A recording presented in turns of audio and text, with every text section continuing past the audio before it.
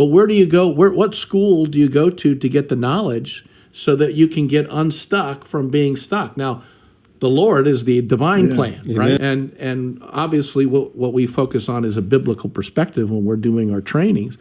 But at the same time, people need to know what's a practical step to deal with this. And the first thing to take a look at is, how can I stop being focused just on my agenda? So Watch this. Linda, now it's time for you to answer this. Is he living by what he's talking about? Yes, he now, is. see, that's Most the important of the time, thing. He truly is, it says, know them that labor among you in the Lord, because they're worthy of double honor. I know these guys. I've spent time with them. I've spent time just go to their house to drink coffee.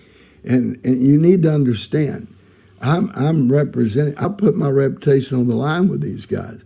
They're both beautiful people, and the great thing about it is Bill had a legacy. His father passed this on to him, and so he has the wisdom of his father plus the things that Linda has taught him. Amen. And so, but what about marriages that are in trouble because temporary gratification?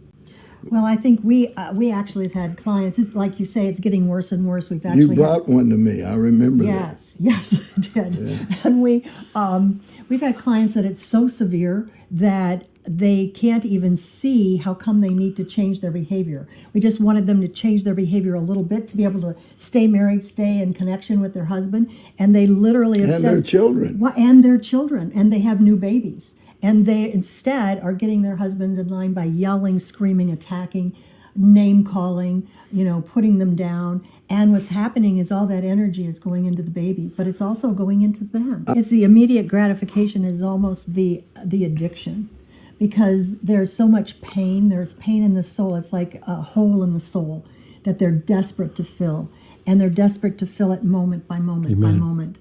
And so they'll do whatever it takes for that one little thing that for a second makes them feel better so that they can move forward or move on. Well, and that's the thing. It's carried from generation to generation. And so it's really continuing to get worse and worse and worse and worse. And there are no models. I mean, not to say there are none, because of course there are families that are doing amazing things.